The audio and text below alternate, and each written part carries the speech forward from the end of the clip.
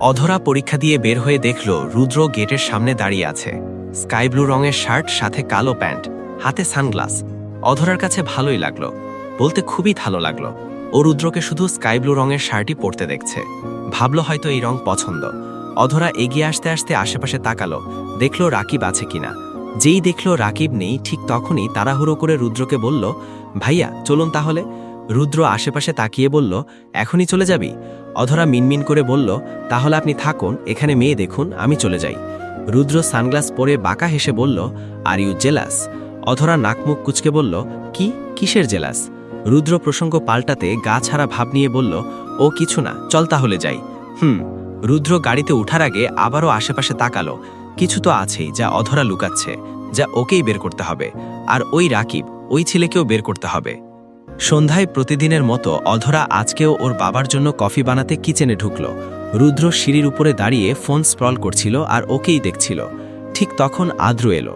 রুদ্রকে পেছনে থেকে বলল, কি করছো? রুদ্র শ্বাস ছেড়ে বলল, হ্যাঁ কি আর করব, আমার রাধুনী চাচাতো বোনকে দেখি। ও দেখো দেখো। আদ্র শোন। বলো।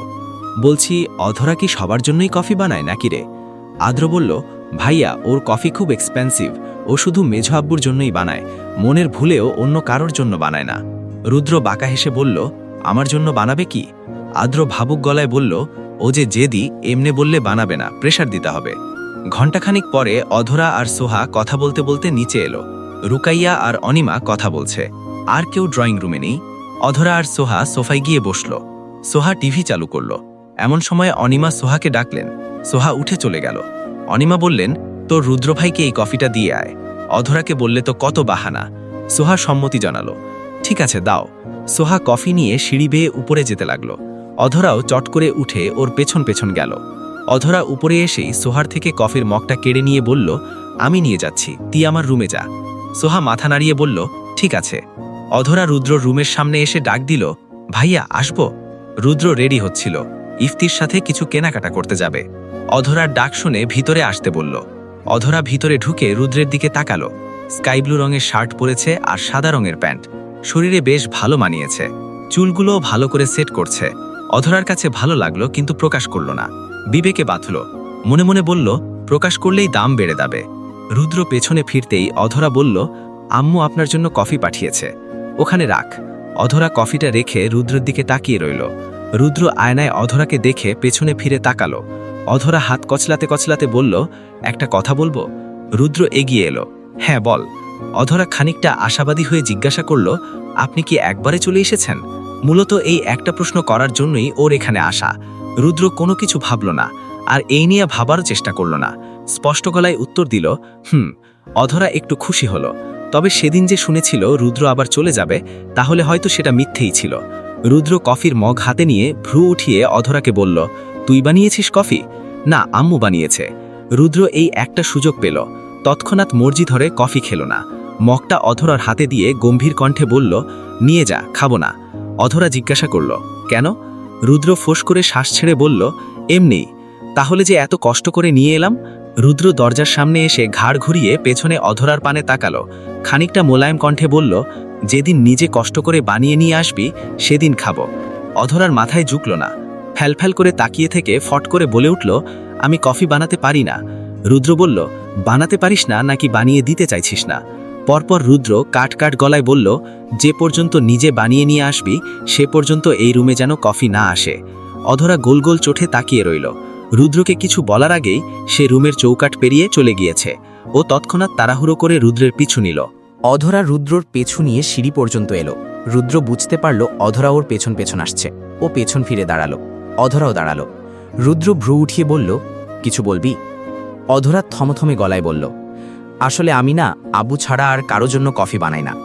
রুদ্র হেয়ালি কণ্ঠে বলল, বেশ ভালো, তুই বানিয়ে খাওয়াবি কিনা সবই তোর ইচ্ছা, তবে মনে রাখিস আমার রুমে যেন কফি না আসে, আর যদি আসে তাহলে নিজে বানিয়ে নিয়ে আসবি।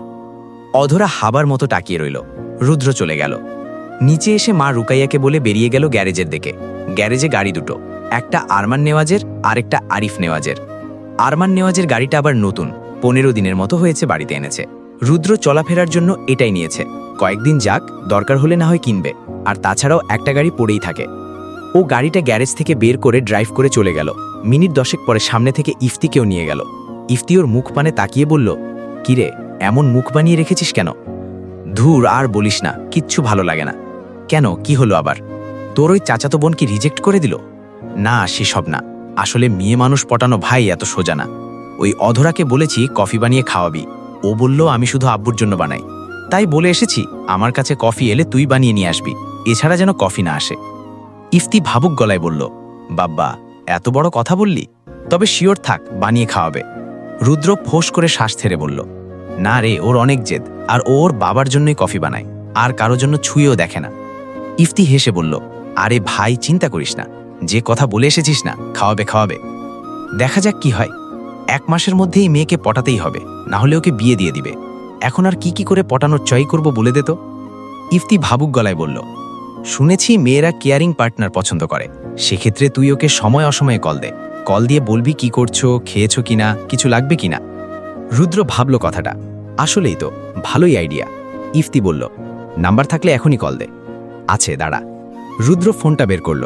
কালকে আদ্র থেকে অধরার নাম্বারটা নিয়েছিল, তবে কল দিতে গিয়ে ওর মাথায় ভূত চাপল। ও ইফতিকে বলল, ইফতি, তোর ফোনটা দে তো, তোর নাম্বার থেকে কল দিয়ে একটু শয়তানি করি। ইফতি ফোনটা দিল। রুদ্র নাম্বারটা উঠিয়ে বলল, নে, তুই কথা বল।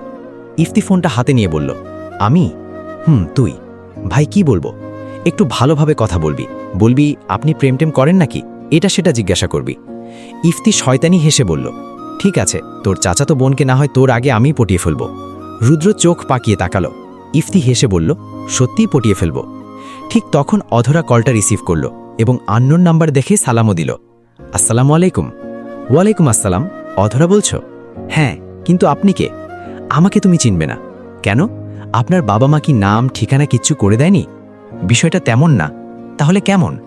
আসলে অধরা, তোমাকে না প্রতিদিন দেখি, কথা বলার চেষ্টা করি কিন্তু বলতে পারি না। অনেক অনেক ইচ্ছে করে কথা বলতে, কিন্তু কেমন একটা ভয় লাগা কাজ করে। অধরা কপাল কুঁচকে বলল, আমাকে কোথায় থেকে দেখেন? আসলে আপনার ধান্দা কি বলুন তো? কি আবার ধান্দা থাকবে? আমি তোমাকে দেখি, তোমার সাথে কথা বলার বাহানা খুঁজি, তুমি কি এর ধান্দা বুঝতে পারোনি? আচ্ছা, তুমি কি রিলেশন করো?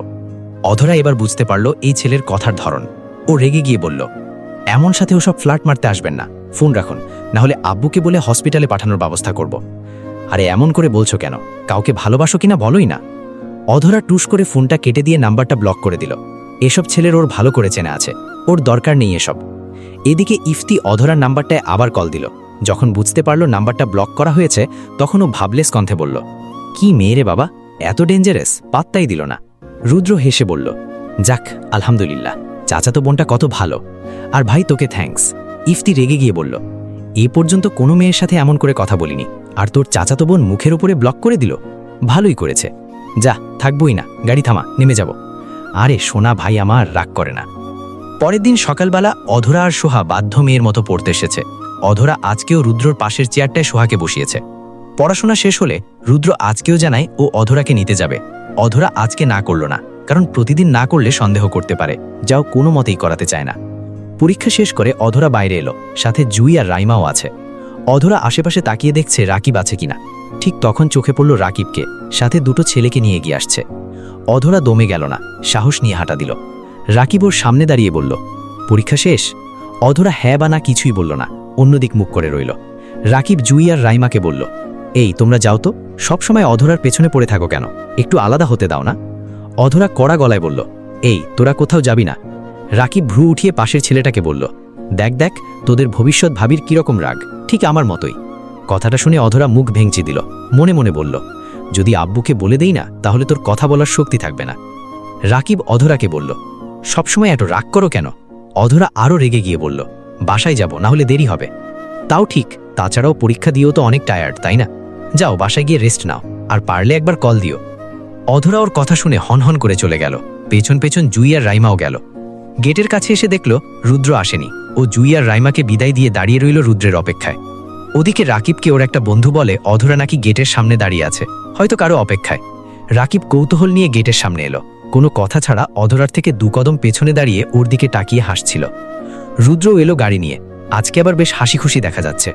ও গাড়ি থেকে নেমে অধরার কাছে এগিয়ে এলো, সাথে তীক্ষ্ণ চোখে ওর পেছনে থাকা ছেলেটাকেও খেয়াল করতে ভুল করেনি।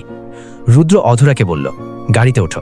অধরা গাড়িতে উঠলেই রুদ্র ওর পাশে এসে দাঁড়ালো। অধরার দিকে তাকিয়ে হেসে বলল, কিছু খাবি? উহু, গাড়িতে উঠে আসুন। রুদ্র পাশ ফিরে গিয়ে গাড়িতে উঠল। অধরার চোখে পড়ল রাকিবকে। ও তেমন কোনো প্রতিক্রিয়া দেখালো না। রাকিব রাগে ফুঁসতে ফুঁসতে ক্যাম্পাসে ঢুকল। এই দেখে অধরা গভীর শ্বাস ছেড়ে রুদ্রকে বলল, দেরি করলেন কেন? অপেক্ষা করছিলি বুঝি? আপনিই তো বললেন যে আসবেন। যদি না আসতাম তখন কি করতিস? কি আর করতাম, একাই চলে যেতাম। রুদ্র গাড়ি স্টার্ট দিল। কিছু দূর আসার পরে একটা জায়গায় গাড়ি থামালো। আসার সময় অনিমা কিছু ওষুধ আনতে দিয়েছিল রুদ্রর কাছে। ও সেগুলোই আনতে একটা ফার্মেসিতে গেল। অধরা বসে আশেপাশে তাকিয়েছিল। মিনিট 10 পরে রুদ্র এলো। ও গাড়িতে উঠে বসল। গাড়ি স্টার্ট দেওয়ার সময় ওর জানালার পাশে এসে দাঁড়ালো একটা পিচ্চি মেয়ে, হাতে তার বেলি ফুলের মালা। রুদ্র জানালার কাঁচ নামিয়ে নিতেই একটা ফুলওয়ালি মেয়ে বলল, ভাইজান, ভাবির জন্য ফুলের মালা নিবেন? রুদ্র পাশ ফিরে অধরার দিকে তাকালো। অধরা কথাটা শুনেও না শোনার ভান করে অন্যদিকে তাকিয়ে রইল। রুদ্র মুচকি হেসে অধরাকে বলল, ফুল নিবি? অধরা হালকা মাথা নাড়িয়ে বলল, উহু। ও মুখে যতই বলুক নিবে না, কিন্তু ওর ফুলের প্রতি টানটা ছিল। আর ফুল দেখলে কেই বা নিতে চাইবে না। ও ভাবল রুদ্র যদি আরেকবার বলে তাহলেও নিয়ে নিবে। রুদ্র অধরার চোখের দিকে তাকালো। অতঃপর ঘাড় ঘুরিয়ে মেয়েটাকে বলল, সবগুলো দিয়ে দাও আমাকে। মেয়েটা খুশিই হলো একটু, বলল, সবগুলা নিবান ভাইজান? রুদ্র মেয়েটার থেকে সবগুলো মালা নিল। অতঃপর ওয়ালেট থেকে চকচকে 1000 টাকার একটা নোট দিয়ে দিল। মেয়েটা এত টাকা নিতে চাইছিল না। অনীহা জানালো কয়েকবার। এরপরে রুদ্রই বলল খুশি হয়ে দিয়েছে। রুদ্র ফুলের মালাগুলো অধরার দিকে এগিয়ে দিয়ে হেসে বলল, তুই এক ফুল, আর তোর জন্য এই ফুল নে। অধরা অনীহা জানালো না, হাতে নিল। ও মনে মনে ফুলগুলো চেয়েছিল, কিন্তু এতগুলো না কিনলেও পারত। একটা হলেই হতো। ও একটা ফুলের মালা হাতে পড়ে রুদ্রকে বলল, একটা কিনলেই তো পারতেন, সবগুলো নিয়ে নিলেন কেন? নষ্ট হবে না? উত্তরে রুদ্র বলল, নষ্ট হলে হোক, মেয়েটার কাছে থাকলেও তো নষ্ট হতো, তাই নিয়ে নিলাম। আর সবগুলো নেওয়ায় হয়তো মেয়েটা একটু বিশ্রাম নিতে পারবে। অধরা রুদ্রের কথা শুনে একটু মুগ্ধই হলো। রুদ্রকে দূর থেকে যতটা কঠোর ভেবেছিল, ঠিক অতটাও কঠোর নয়। মনের দিক থেকেও ভালো আছে। রুদ্র কি যেন একটা ভেবে ফট বলল, আচ্ছা অধরা, এই ফুলগুলো কি নিয়ে আবার সোহাকে দিবি? অনেকগুলোই তো আছে, দুধও দিবনি? রুদ্র নীরের দৃষ্টিতে সামনে তাকিয়ে বলল, সব জিনিসই কি ভাগ করে দিস ওকে? কেন? বোন হয়তো আমার, আমি না দিলে কে দিবে? ভালোই, তবে ফুলগুলো দিস না। অধরা জিজ্ঞাসু দৃষ্টিতে তাকিয়ে বলল, কেন? রুদ্র গভীর গলায় বলল, বলতে গেলে ধরে নে এটা আমার কাছে তোর একটা ছোট্ট আবদার। আমার কিনে দেওয়া ফুলগুলো তুই নিজের কাছেই রাখিস। অধরা মনে মনে বলল, আমি এমনিতেও দিতাম না, বুঝলেন? রুদ্র পরপর বলল, আমার আবদার কি রাখবি না? অধরা ফুলগুলোর দিকে তাকিয়ে বলল, ঠিক আছে, আমার কাছেই রাখব। রুদ্র ডান হাতটা অধরার দিকে বাড়িয়ে দিয়ে বলল, প্রমিস কর। অধরা ইতস্তত হয়ে হাত রেখে বলল, ঠিক আছে, প্রমিস। প্রথমবার অধরার হাতে হাত রাখতে পেরে রুদ্রের একটু আনন্দই লাগলো। আপাতত এই আনন্দটা মনের মধ্যে চাপা দিয়ে গাড়ি ড্রাইভে মনোযোগ দিল। গাড়িটা মিনিট 20 পরে নেওয়াজ বাড়িতে এসে থামল। অধরা নেমে চলে গেল ভেতরে। রুদ্র গাড়িটা পার্ক করল না। গাড়িতে থেকে নেমে ফোন হাতে নিয়ে স্ক্রল করতে করতে বাড়ির ভেতরে ঢুকল। রাত তখন 9:20 অনিমা আর রুকাইয়া ড্রয়িং রুমে বসে টিভি দেখছেন আর টুকিটাকি সংসারের কথা আলোচনা করছিলেন। একটু পরেই রুমে চলে যাবেন। পাশে অধরা বসে সোহাকে মেহেদি পরিয়ে দিচ্ছিল। ওদিকে সিঁড়ির উপরে দাঁড়িয়ে তীক্ষ্ণ দৃষ্টিতে অধরাকে দেখছে রুদ্র। কেউই খেয়াল করছে না, বা কারো ধারণাতেই নেই রুদ্র ওখানে দাঁড়িয়ে আছে। রুদ্র ভাবতে লাগলো কি করে একটু অধরাকে কাছে আনা যায়। ঠিক করলো নিচে গিয়ে অধরাকে বলবে মাথাটা একটু মাসাজ করে দিতে। তাছাড়া তেমন কোনো আইডিয়া মাথায় আসছে না। যেই ভাবনা সেই কাজ। রুদ্র নিচে নেমে সোফায় বসলো আর সোহাকে বলল, সোহা, মাথাটা সেদিনের মতো একটু মাসাজ করে দে তো। অধরা অমনি রুদ্রের দিকে তাকালো। মনে মনে বলল, সেদিন কি সোহা মাসাজ করে দিয়েছিল? আমি নিজেই তো দিয়েছিলাম। আর কি মিথ্যে কথা বলছে। আর উনি কি দেখতে পাচ্ছে না সোহার হাতে মেহেদি? সোহা হাত উঠিয়ে বলেই উঠল, ভাইয়া দেখো আমার হাতে মেহেদি। আর সেদিন তো অধরা আপুই তোমাকে মাথা মাসাজ করে দিল ভালো করে। আপুকে বলো।